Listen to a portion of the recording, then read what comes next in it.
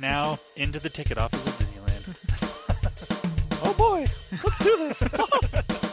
Don't think the CIA is going to be trying to hack your second-gen iPod. I didn't think so. There might have been a lot of illegal music on there. I wouldn't doubt it. But, I mean, You were supposed to bring death to the flagships, not join them. Google has found a new way to piss me off. iTunes is a constant source of embarrassment. Behind-the-scenes camera crap. May I present to you the cat? I am the dog. I can't do it anymore without laughing. I was going to do the whole thing. Welcome, everyone, to the Calling All Platforms podcast. I am your host, Wes, and I'm here with Landon. Hello. And Caleb. Yo! And we are here to talk all things tech this week. Guess what? This week, we might have a little bit more to talk about than we did last week. Yes. Was it? I'm curious. Was it one of our shortest episodes? I didn't even pretty- bother other to than- look it up. Obviously, other than our 300th episode being that short. But I mean, I can guarantee it's in probably the top 5 shortest episodes, but I don't know if it's the shortest one, other than our AI one. But it's definitely top 5. yeah, fair enough. Well, we got a few things to talk about. Why don't we jump right in there? We have an event to talk about. Samsung Unpacked. Landon, you definitely want to talk about this, don't you? Definitely is a strong word. And it's definitely not the right word, but it's a word, you know. But it's a word, and it's there. And it was used, so take it away. All right, so Samsung had their Unpacked event, and typically around this time of year, their Unpacked event involves the foldable devices, which this one did as well. But it also included a lot more stuff. This was one of their more, it was a very device-heavy event, this one. Yeah. And interestingly enough, it's still one of, I can't say it flopped, but there's just not a lot of people that really cared about almost anything that came out of this event, unfortunately. Could you say it flipped? Hey. Yes. Not bad. He's speechless. I got him. Yes. I now actually want Samsung to release a phone called the Galaxy Z Flop. They did. They just actually called it the Fold 6 instead of the Flop. Okay. That's what it's called. Anyways, going back to the actual event. So let's start with the two phones that were announced, the Z Fold 6 and the Z Flip 6. Now, normally, listener, if you've been listening for a while, you know I tend to go through all the specs on new phones. I'm not going to do that this time because if you want to know what these phones are, go to last year's Unpacked event and listen to that episode. Because the specs are more or less the same, other than it's got an updated processor. It's now got okay. I have to talk about this one. This is fun. It's the Snapdragon 8 Gen 3 for Galaxy. Good. Oh, Good. Because they needed another version of the Snapdragon 8 Gen 3, and then they had to add more words, more naming. It's fun. wow. Yeah. I mean, is that nominated for something right there that we should put for worst? Snapdragon. Yep, he's putting it. I'm getting it Gen. now. Yeah. Worst tech name of the year. So, wait, hold on. I've already forgotten all of the stupid little pieces to the name of this thing. What is it? Snapdragon 8 Gen 3 for Galaxy.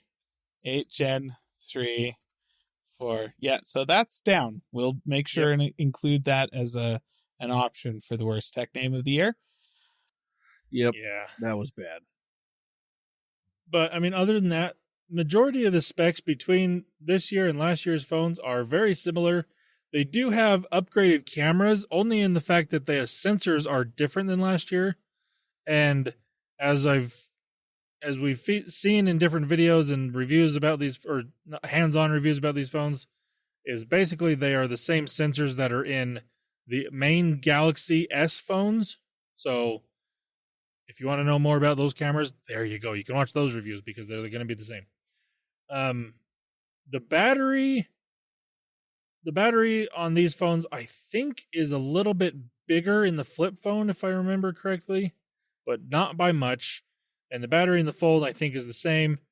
The biggest change on these is going to be like physical changes, like the outside screen on the fold is ever so slightly bigger. It's gone from a 6.2 inch display to a 6.3 inch display.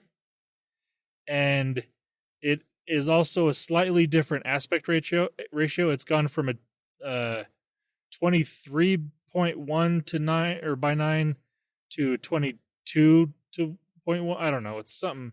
It makes it a little bit more on par with your typical flagship phone. So it's slightly easier to use is what most people are saying.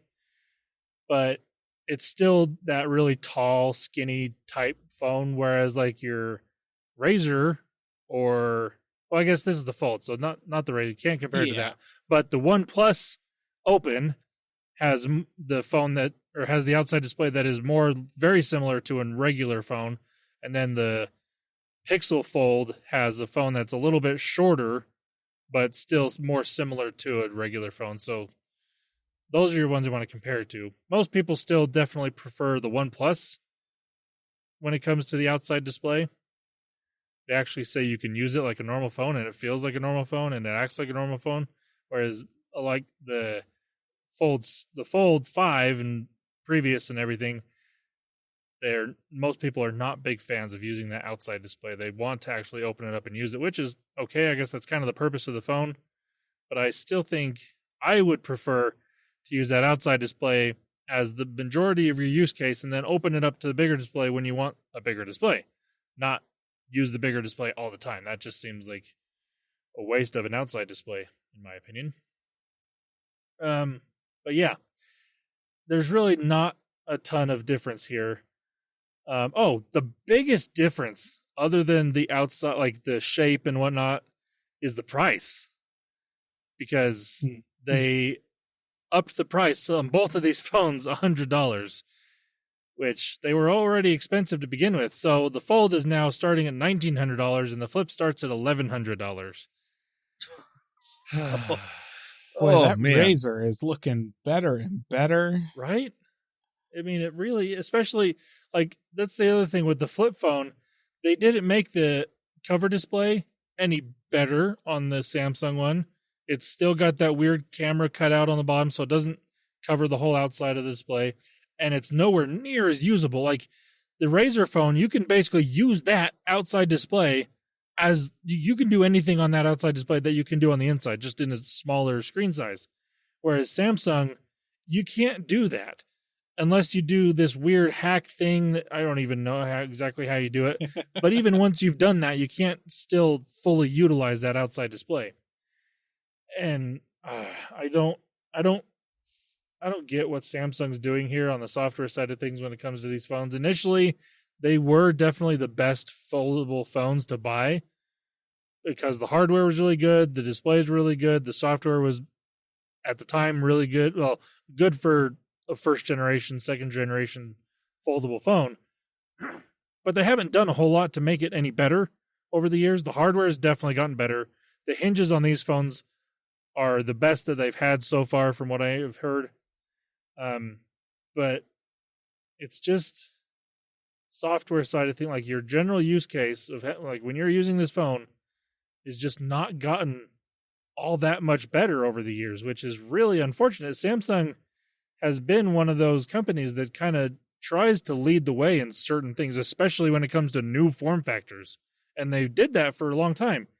It's just they've kind of plateaued when it comes. They've become too comfortable, I guess. And I think it's partially because inside the US, which is probably where they sell most of these phones, there's really not a lot of competition. You're not going to get like your Oppo foldable phones. Your OnePlus you can get, but they're just not as well known in the US.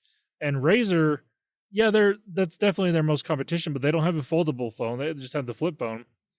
But yeah. I don't know why they're not trying to be better. I don't know. It baffles my mind. I just don't get it.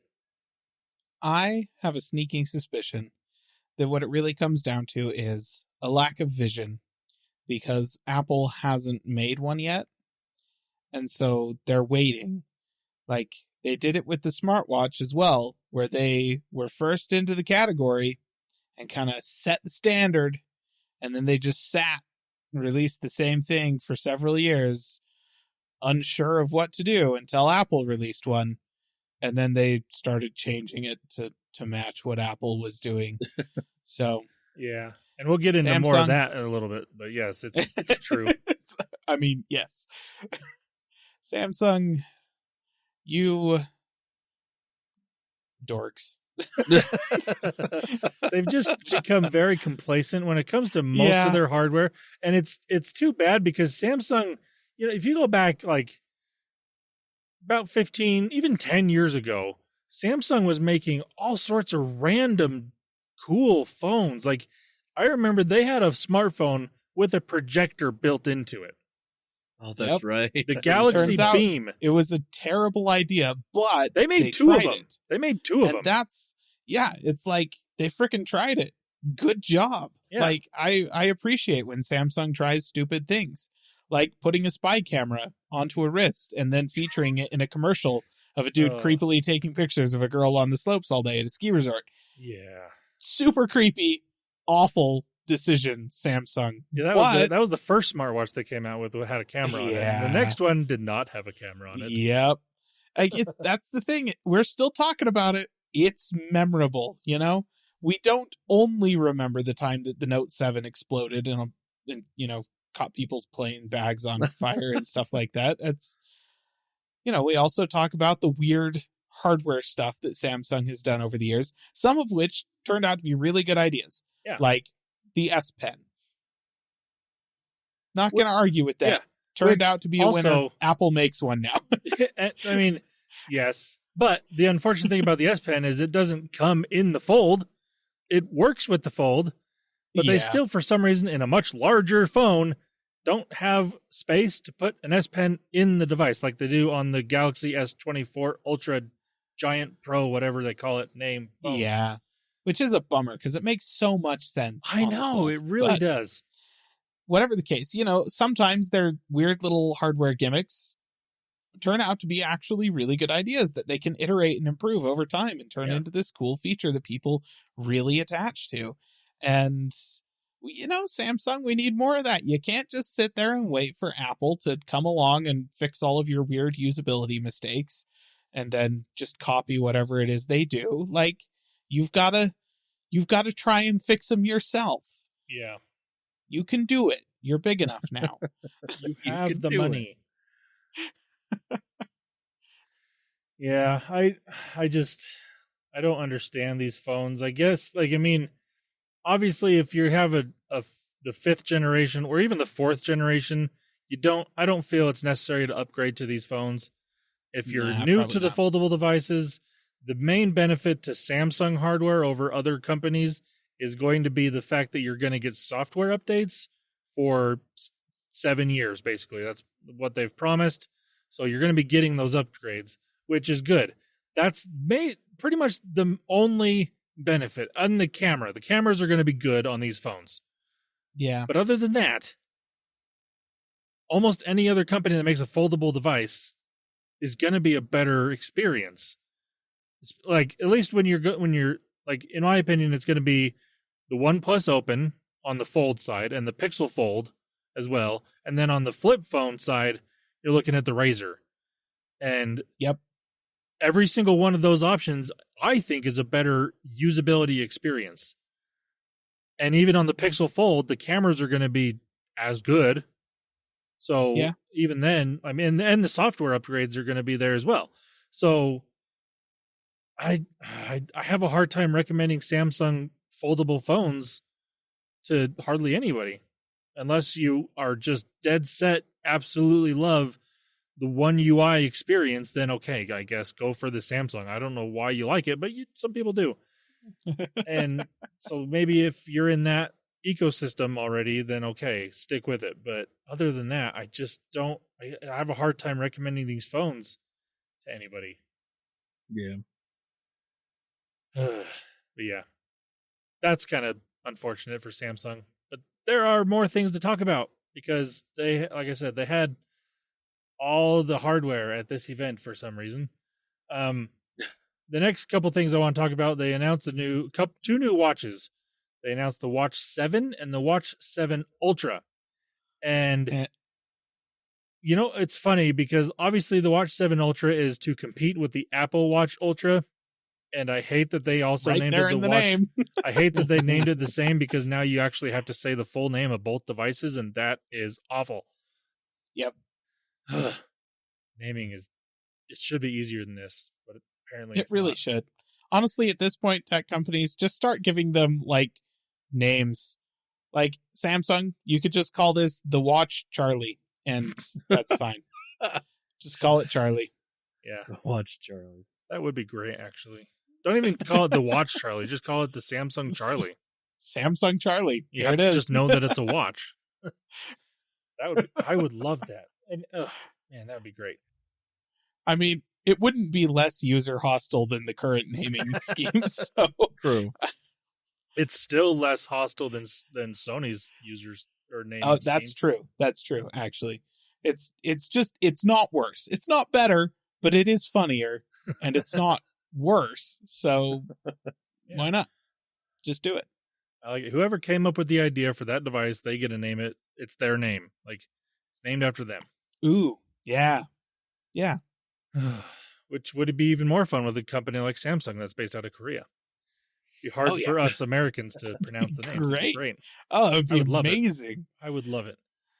Anyways, back to these watches. So hardware-wise, these watches, strangely enough, are almost the same, which is interesting because, like, if you look at Apple, the way they've done their watches, they've got the main watches that most people are going to buy. Then they have the Ultra, which has a lot of the same sensors that the main watch has, but it is a little more durable. It's definitely more durable. It can also go in the water deeper. It's made for diving. They had a whole thing about that. Yeah. And whatnot. And that's great. There's a significant difference between the regular watch and the Watch Ultra. Samsung didn't necessarily do that, which I find odd. So the regular watch and the Watch Ultra, the main difference is the Watch Ultra is titanium, similar to Apple's, and it can do, I mean, well, actually that's pretty much it. It's titanium. And it is like they both have the same screen, even like the regular watch and the Watch Ultra have the same circular and same size display. The only difference is the Watch Ultra, the body of it is more square, like a very rounded squircle type looking device that looks very similar to an Apple Watch Ultra, just with a round display on it, which I do find odd because why did you go that far out of your way to make a relatively square watch and then put a round display on it? I don't know.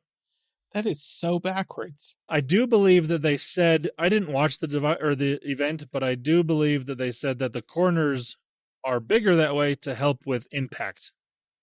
I don't know if that actually works, but that's sure. We'll go with that. That is like, I've seen watches that are like smartwatches that are round that have square displays because the people making them were too cheap to put a round display on them. Yeah. But I have never seen a square-ish body watch with a round display on it. No. I mean, I guess I was just telling them to innovate and do something weird. Okay. Yeah. I stand corrected. I mean, it doesn't look horrible. It doesn't look great, but it doesn't look bad. Like, it's funny because, like, if you compare this to Garmin watches, those are bigger, chunkier watches with a circular display, but they're not round, or they're not square watches. They are round watches. They're just also bigger. So I don't know why Samsung couldn't have done that or didn't. I mean, well, I do know why. It's because, again, they want to compete with the Apple Watch Ultra. That's the main. And if you look at this watch, you will say, yes, that is competing with the Apple Watch Ultra, down to the accent colors. It's orange.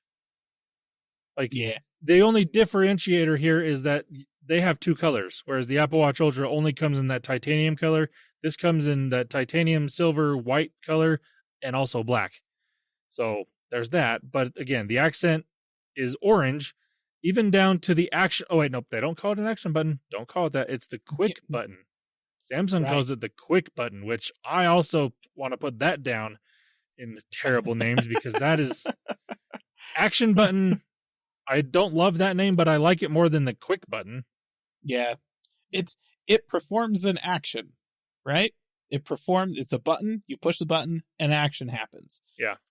Not a great name, but it is reasonably descriptive. Yeah. The quick button, that's the turbocharger for the watch, right? It's like back in the day, you had your computer, you'd push the turbo button, that would increase the power limits available to your processor or whatever and make it run faster. I don't know actually how the turbo button worked or whether it worked. Might have been a placebo thing. Probably. Who knows?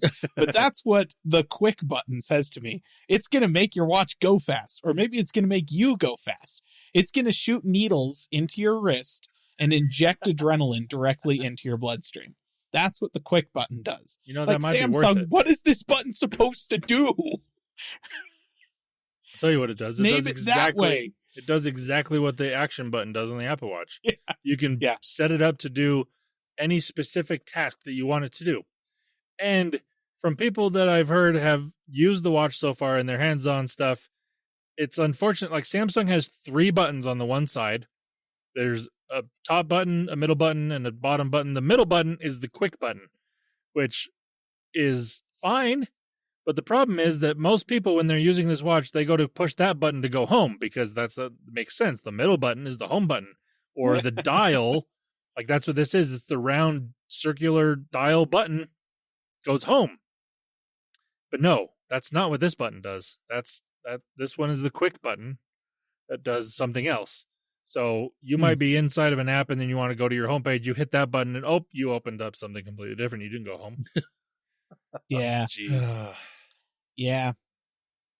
No, you opened up the super speed app that accelerates your metabolism to. I'm sorry, it's a dumb name for a button. Call it the quick access button. Yeah. Samsung. That's what it's for, right? You're trying to say, hey, this button allows you to quickly access something on your watch.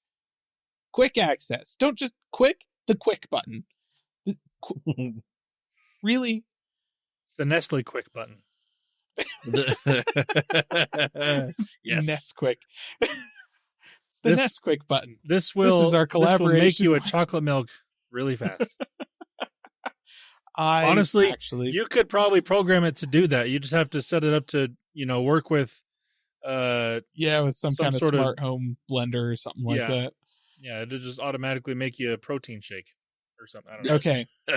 Nice. Listener, if you are techie and like an electrical engineer or something like that, and you would like to put together some kind of Rube Goldberg smart home setup where you can trigger with a button push on a Samsung Watch 7 Ultra that will, dispense milk and Nesquik into a smart blender and then blend a chocolate milk or something like that when you push the button, post that on YouTube, tag us, please.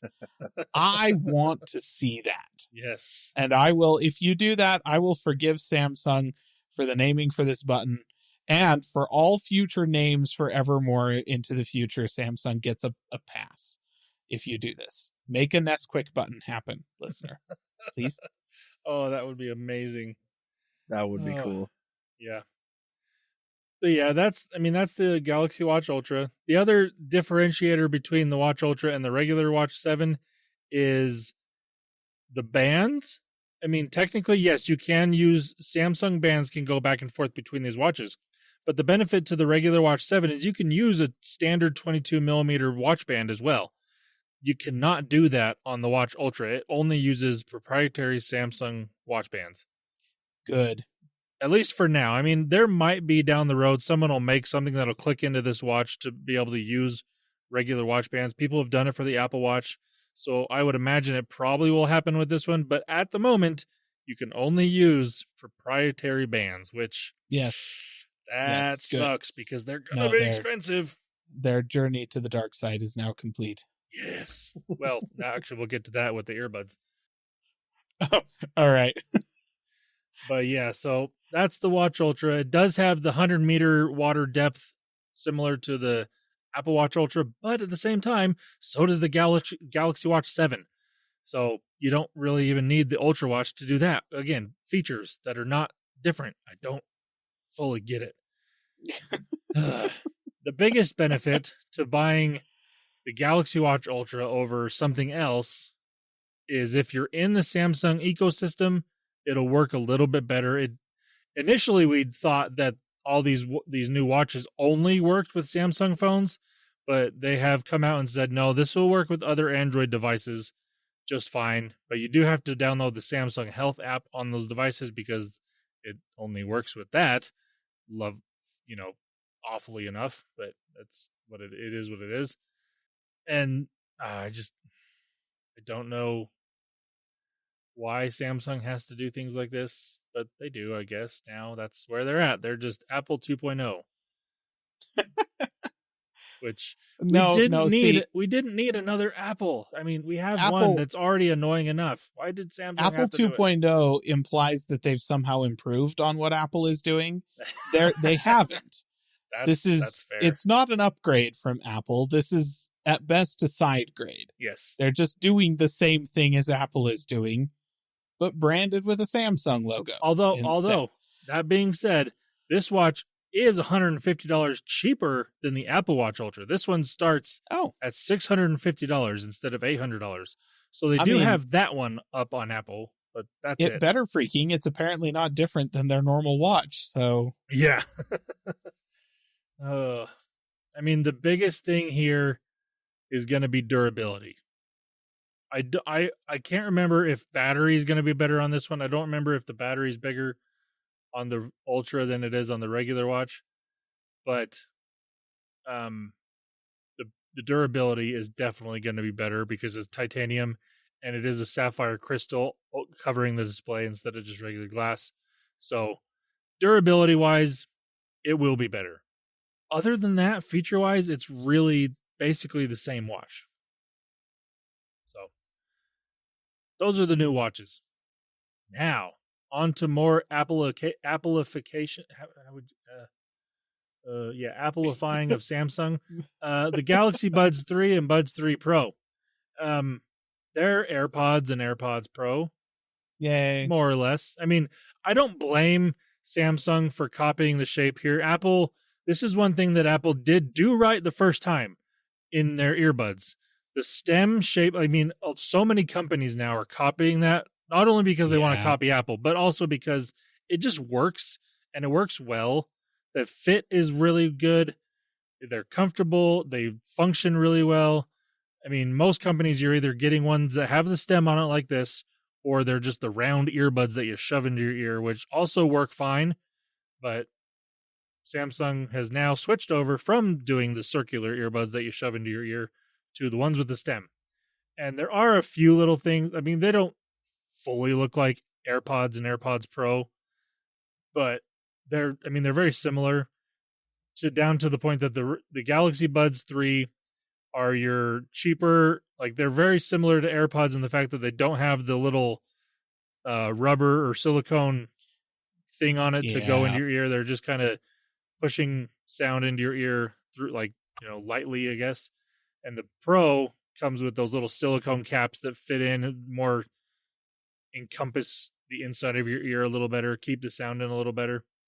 They also have active noise cancellation on the Pro. I think the regular Galaxy Buds 3 also have noise cancellation, but they're not going to be as good as the Pros. The one kind of cool thing on both of these earbuds is on that stem, there's a little light bar that I don't entirely know all the features that it is. I do believe it can show battery life on that little light bar, which is kind of cool, I guess. But I don't really, I guess it's a differentiator. No other company, as far as I know, has that little light bar. It's it kind of looks kind of cool. And those stems are also more triangular instead of circular, which it's a design choice. It's not my favorite. It doesn't look bad.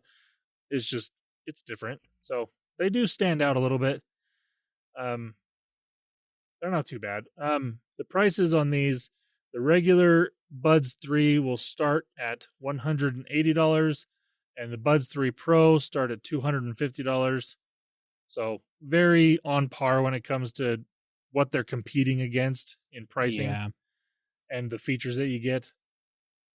So that's the new Galaxy Buds. And then the last thing that they announced was the Galaxy Ring. Well, okay, they announced this a while ago, but they actually fully showed it off and told us the features on it. The coolest thing about this ring is the case, by far. It's like a clear plastic case that you can open up like a normal ring box, and then you put the ring on this little cylindrical post that's there. That's how you charge the ring, and the case itself you can charge, like you can charge the case and then take it off the charger and then charge the ring separately outside of, you don't have to have it plugged in basically. And then around the ring in the case is a little light bar, like a little light circle thing that goes around the ring that tells you where the battery life of the ring is at, which is kind of cool. But other than that, cool. I mean, it's a smart ring. It's very similar to the Aura or other companies out there. The biggest difference between this one and the Aura ring is this one is $100 more than the Aura ring. The Aura starts at $300. This is $400. But you do not have to have a subscription with this one.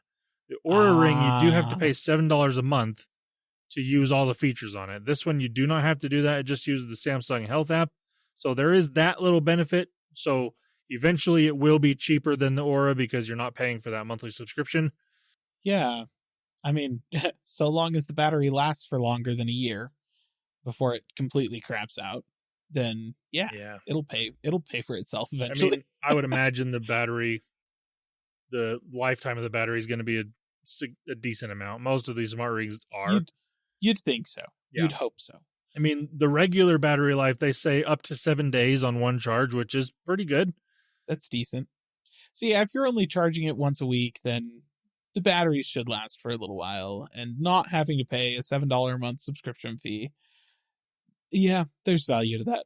Yeah. And again, if you're in the Samsung ecosystem, I probably would say if you want to get a smart ring, this would be the way to go. It's not a bad looking ring. It's kind of got a little concave design to the ring. But because it is a smart ring, it is relatively thick because all these smart rings, they have to have smart stuff in it. They have to have battery in it. And then outside the material, these are all metal. So, you know, they may not be the most comfortable thing to wear all the time. You probably get used to it eventually. If you already have a relatively large ring, you're going to be fine. But just keep that in mind. It's not a really thin ring by any means. Yeah. I'm still waiting for somebody to make like a smart ring that's like commemorative sized or something like that. You know, like a Super Bowl ring. That would be amazing. That's what I'm waiting for. That would be actually pretty cool. Oh, that would probably have a month's worth of battery life just because it's so freaking huge. Like at that point, you may as well put a screen on it, for crying out loud. Why not? Just turn a smartwatch into a ring. There you go.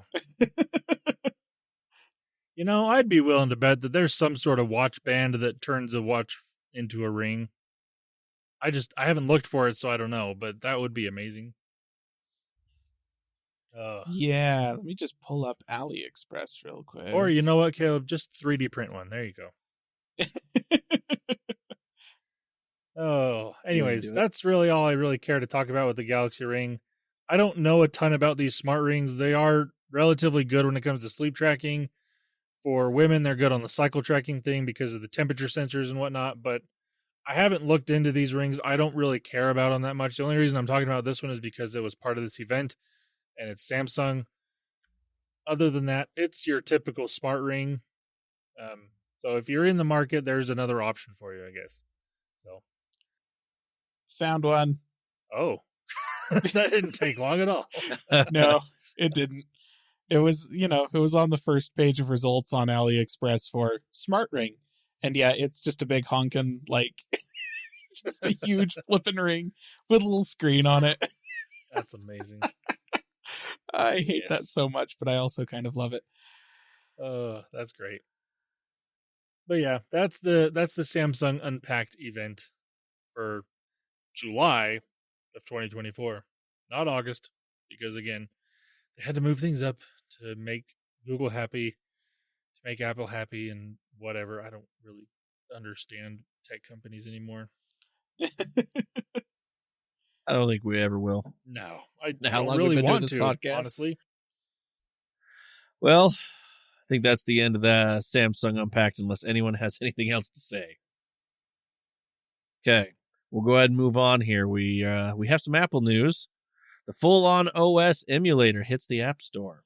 Yeah, so listener, a little while ago, I was making a big stink about how awesome it was that Apple had changed it to allow retro game console emulators to exist on the App Store.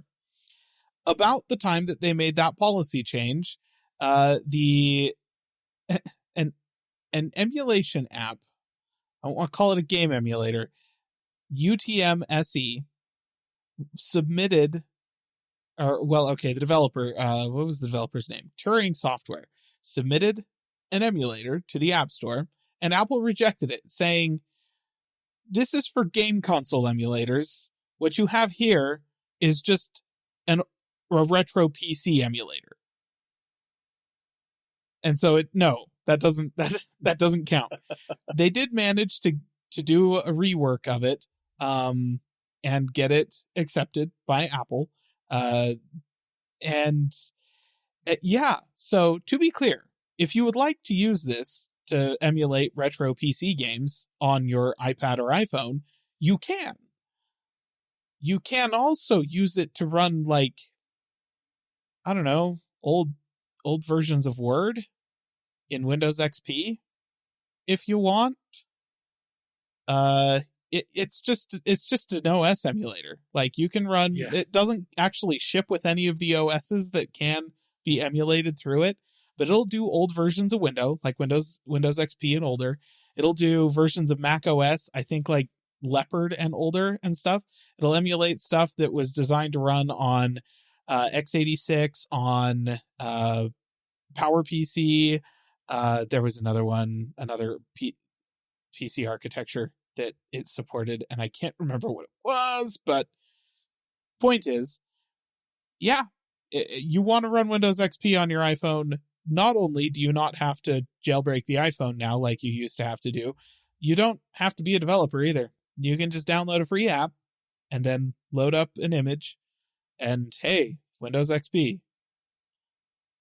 Okay. You know what I want to see on this, come to this emulator, is the old Windows Phone software that used to be on the Palm phones. Oh. That would be amazing. I'm not sure if the other supported processor architecture is ARM, but if it is, maybe, like, old versions of ARM that would do that. That would be neat. Now you got to think. If that were the case, I would potentially download this, because I used to have a Palm Trio. I loved that phone, and I wouldn't mind, having a little nostalgia kick going back to just to play around on something like that for a few minutes. Yeah. Yep. Well, and I mean, I'll say I have a lot of old DOS games, and I could, I guess, run them on this. That would be cool. Like, hey, I'm just gonna pull down Windows 95, install it on this thing, and I'm just gonna play like what was that old Magic School Bus game? I think it was Explores the Solar System was the name of the game or something, but holy crap. Oh, wow. And all of the like the Reading Rabbit games. Oh, yeah. I remember that. What were they called? All the math ones where you were like the super solvers. That was it. It was the super solvers. Yeah. They had like a whole series of games. And anyways, tons of old DOS games. You could even do that. Mario Teaches Typing. Yep. I mean, for crying out loud, like Oregon Trail. Yeah. Like the original Oregon Trail. Hey, I've got an Oregon Trail thing on my watch, so I'm good. I mean, it's awesome. Really just a step tracker that tells me how far along the Oregon Trail I've gone, but it tells me every morning where I'm at, and it's great. I love it. There you go. Yep, that's the most exciting thing happening in Apple News this week. All right. Well, nothing too exciting on Google and Microsoft, so we're going to move on to some general tech news. We got AMD here. They're presenting the 9000 series Ryzen. That's going to be launching on July 31st. Yep. So that is the big piece of news that came out of this. So to be clear, Ryzen or AMD had a whole sit down with some media outlets and gave them several hours of presentations and then had hands-on stuff for them. And they were telling them details about all the specs for the 9000 series of Ryzen processors. They were making claims about their performance versus Intel's latest and greatest and all that stuff. None of those numbers have been verified by independent outlets, so I'm not going to tell anybody about any of them because I don't give any credence to stuff that was presented by the people who actually made the product. I don't trust AMD. And listener, neither should you. You also shouldn't trust Intel or Nvidia or Samsung or Apple or Google or any of them. None of these people are your friends. Sorry, Nope. not people. None of these corporations are your friends. You might be friends with some of the people in these corporations. That's totally fine. Me and Tim but... Cook, we're pretty tight. Yep. But yes, so that's why we're not talking about that. But they did announce that July 31st is when these processors will be launching, which means we should expect a review embargo to lift sometime in the days leading up to July 31st, when we will be able to get independent outlets talking about these processors, at which point we will talk about the performance of them. Odds are it'll be pretty good. I do worry a little bit, though, based on the number of things at this presentation, the amount of time at this presentation AMD spent talking about NPU performance, the neural processing units, and the AI stuff, because let's be honest, consumers don't care. Consumers don't want this. It's just being shoved down our throats. So I'm a little worried that that's going to be, AMD like, look at all of this improvement in speed we've given you for your AI workflows. And we're all going to be sitting over here like, we don't have any of those. And these aren't actually any faster in the workloads that we do have. But we'll see on July 31st. So there you go. That's that. There you go. Okay, let's go ahead and we'll move on. We're going to do some gaming news. First thing on gaming news, we're going to talk about some Game Pass and that they're getting price increases and a new tier. Let's get into this. So, obviously, they're going to be raising the price. It's a new fiscal year. I mean, we did see this coming, right? Like, yeah. Okay, it's not caught off guard. All right. Doesn't make me happy about it. No, I'm not saying it's a good thing, but yes. So let's get into this because I'm going to give the pricing, but then there is some confusion of what's kind of going on, and I'll explain. Let's start with the pricing. So Xbox Game Pass Ultimate, the holy shebang tier, top of the line, it used to be $16.99 a month. They are raising that to $19.99. So $3 more a month. PC Game Pass, this one was previously $9.99. They are raising it to $11.99. And then the Game Pass Core, 12 months, they actually are raising that from this is the yearly, from $59.99 to $74.99 for the yearly payment for this. Now, they are getting rid of some tiers, or one tier. So there was a tier called the Game Pass for Console, which was just Xbox Game Pass games. You got day one, all this. They are discontinuing this for new members. If you are already on this and subscribed, you can be grandfathered in. You have this, and you can keep moving forward. Which I would ask, why? Because this is the one that does not offer multiplayer. You got the Game Pass games, but you don't have multiplayer. Look, as a PC player, I get it. Not wanting to pay for multiplayer. I wouldn't either. And as a person who, let's be honest, is a bit of an introvert and generally speaking doesn't play multiplayer games, I also get not needing to pay for multiplayer. True. However, how many of the games, like especially new games on Game Pass, can you even play if you don't have multiplayer? Like, I'm just sitting here thinking to myself, the most recent game that I have been playing on Game Pass is actually Diablo 4. Because I, had the realization, oh, wait a second, that's included. I should probably play it. And maybe I'll actually pay Blizzard money for it. We'll see. We'll see. Maybe. We'll see.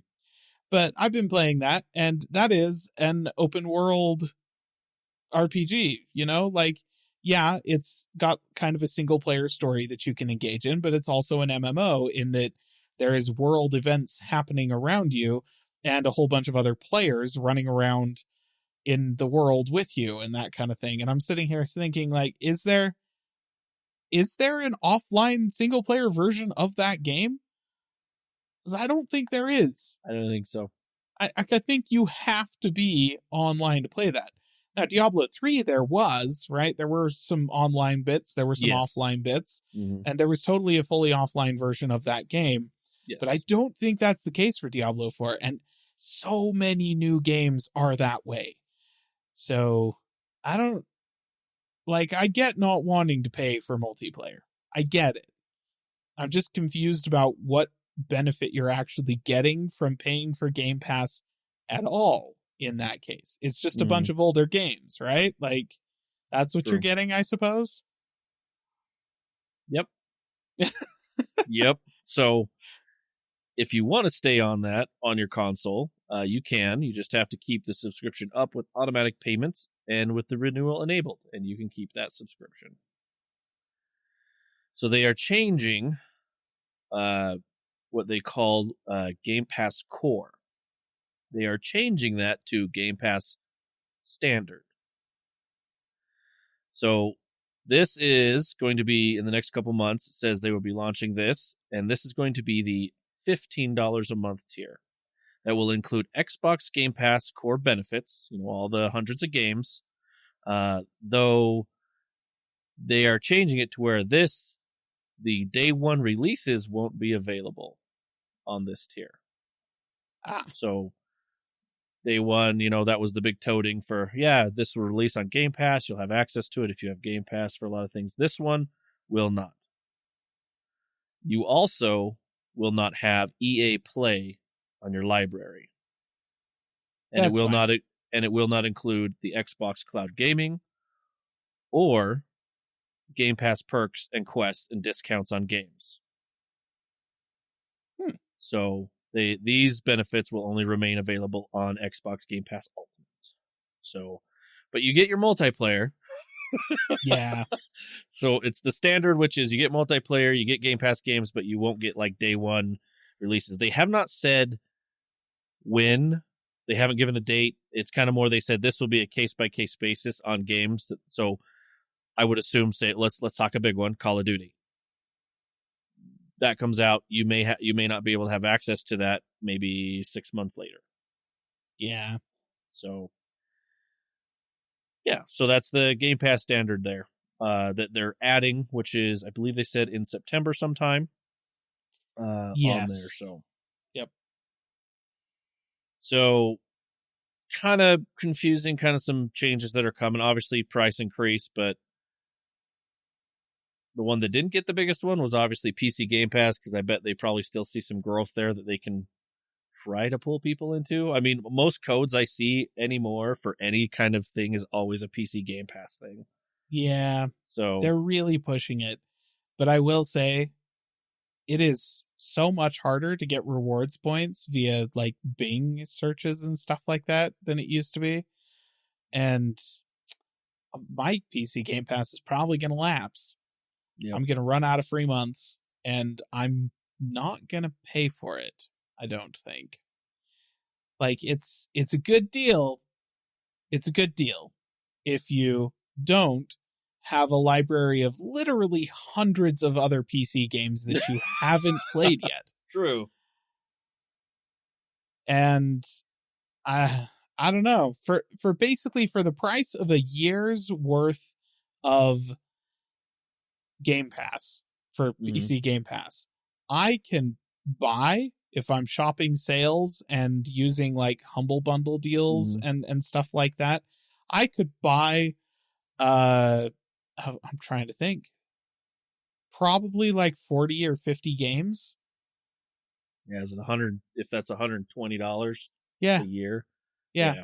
Like if I'm, again, you have to be shopping sales, you have to be buying bundles, that kind of thing. And not all of the games you get in those bundles are going to be games that you actually want or plan to play. But 90% of the games on Game Pass, I don't actually want, and I'm never going to play them. So, It's true. It's very much like from a PC player perspective, I see why they're having trouble getting people to pay for this. I use it because I am getting it for free. But if I stop getting it for free, I'm not going to pay for it. I'll just go back to buying games. Thanks. No, it's true. And I mean, I don't know how to really give them a better idea. I mean, to like, if you did this, maybe PC get, but I also feel that, I mean, it's going to be an uphill battle for them, but I don't know.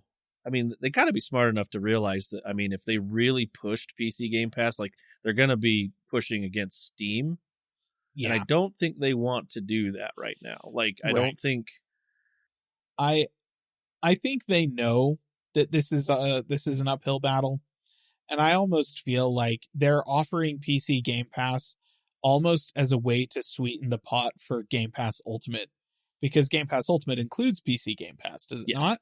Yes. Yeah. So like it's almost like a way to say to all of the Xbox players who would just pay for Game Pass Standard, but they also have like a PC.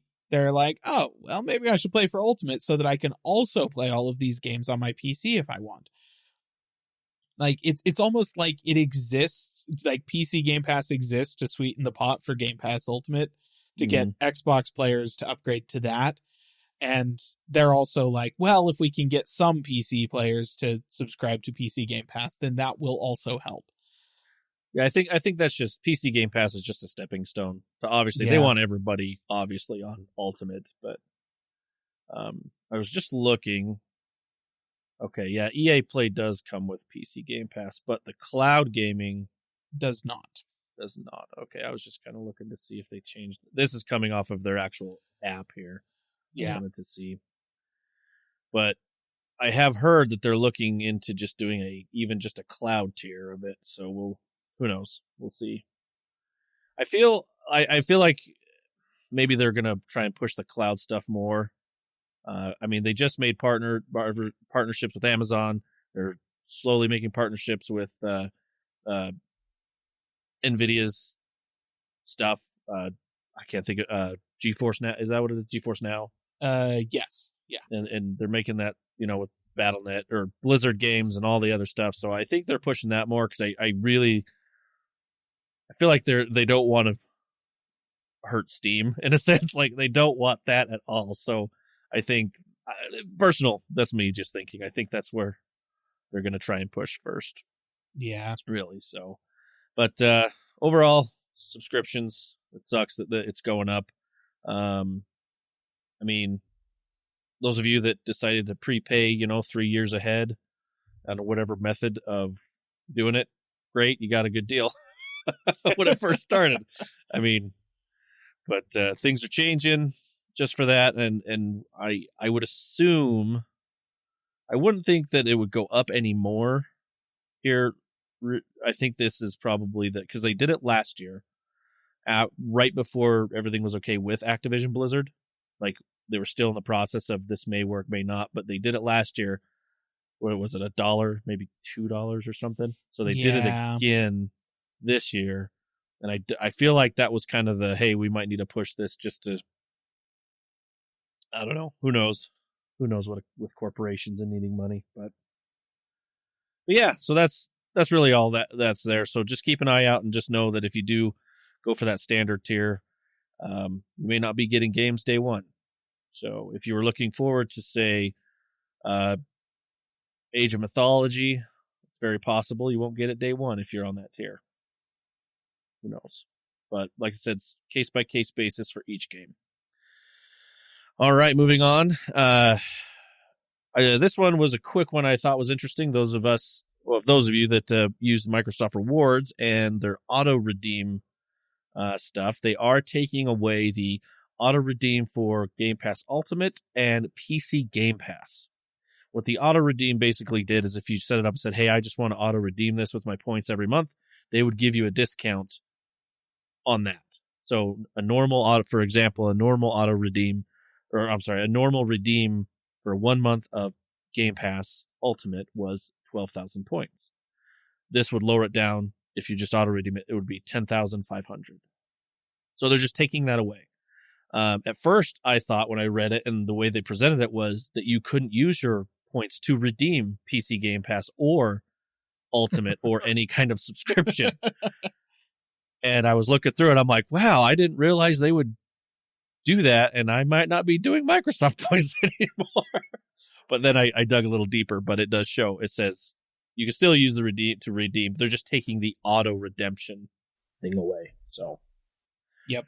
Figured I'd clear that up in case those of you that were auto redeeming their subscription to Game Pass that way, that's just being taken away. So sucks because I mean that's saving points. Nice. Okay, we're gonna move on. We have some free indie games here. Caleb, you want to speculate on some of these games? We do. So this is, listener, we haven't done like an indie game spotlight of the week in years. This is I'm true. not necessarily committing to bringing the segment back, but this week there have been some interesting little indie games that have popped up that I'm like, sure, these are free. I'm going to mention them. First one, so the first 4 of these are on Steam. 3 of them are in early access, so kind of take that as it is. But since they're free, early access doesn't matter as much. You can download them, give them a try, decide if you'd like to keep an eye on the project, and maybe get it when it comes out in full. But at the very least, you can try it out now. The first one is called Ding Dong Dang, which is it's an MMO, just a casual MMO, very cartoony art style and stuff like that. Has 3 regions in it currently, so still early access, in development, supposed to grow from there, but you can try out the mechanics for now. There's Screwdrivers, which is also in early access, which is a physics-based customizable racing game. So you get to basically, like you're kind of building toy cars out of modules and blocks and stuff like that, and then racing them. There's Terra Inferno, which is not an early access game. This one is actually a full release. It is a turn-based resource management game that flips the script on humanity. So instead of like a resource management game where you're trying to settle an alien planet or something like that, you play as the environment trying to get rid of the people. So that's a fun twist. That sounds amazing. You know what, you can make this even more of a twist on this game is make a version of this that's a human resource management game. Yes. What a twist. Huh. Yep. Where you sit at a desk and do the same thing. It's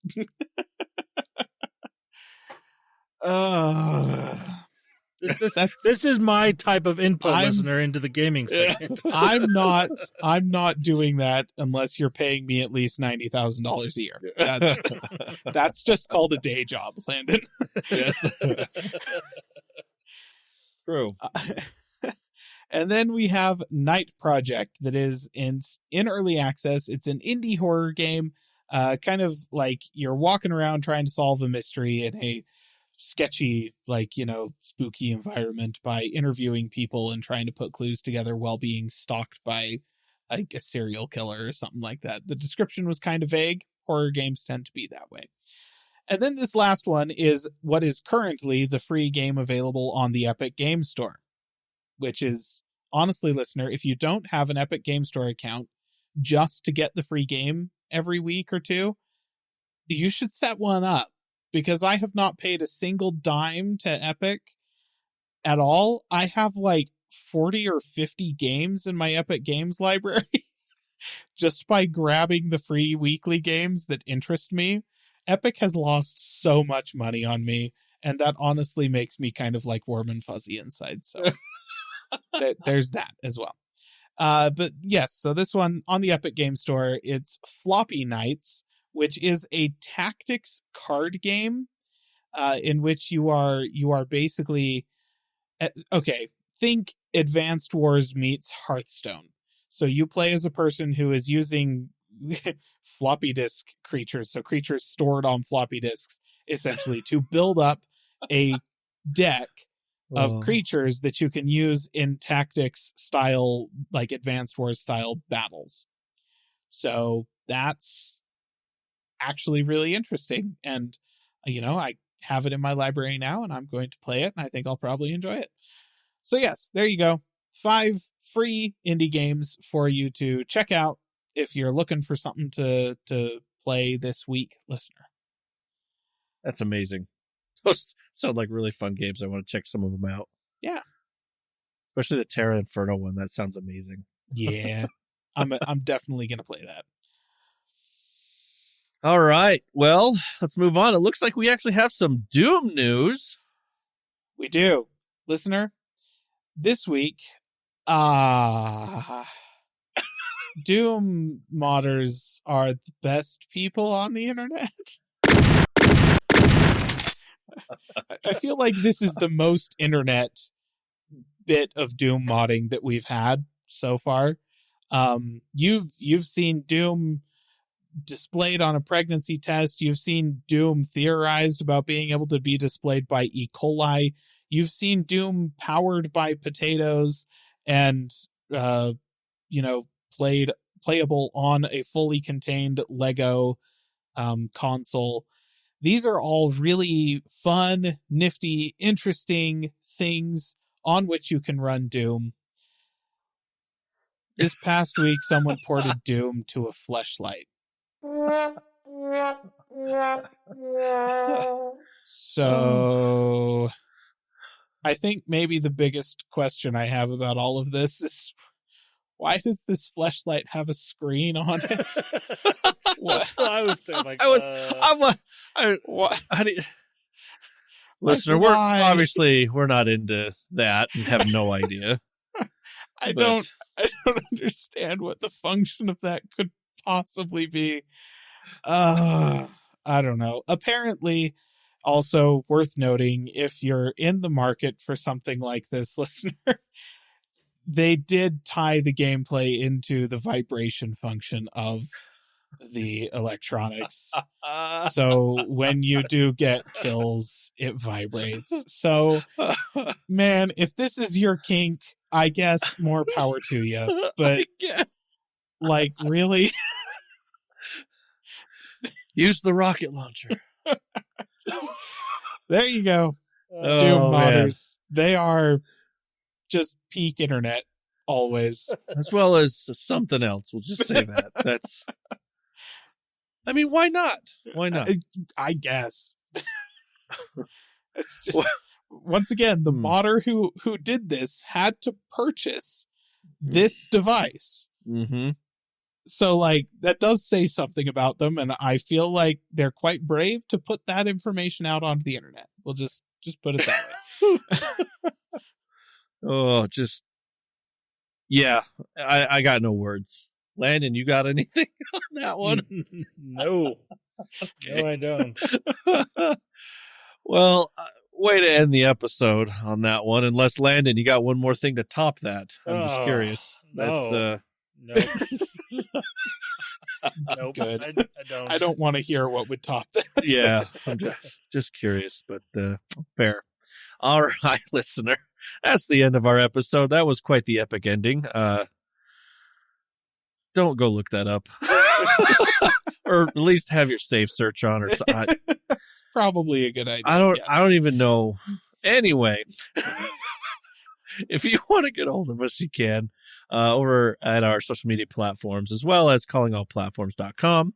There has been a recent video uploaded to our Now I say Yeah. recent because if you take the time between the one before this one, it's fairly recent. It was only like a year, okay? I mean, Still pretty recent. To our YouTube channel, you can take a look at that. All right, dear listener, have a good week. bye-bye. See ya. Calling All Platforms is a production of Supporter Sound Studios. To learn more about how you can support the podcast, go to www.patreon.com/callingallplatforms.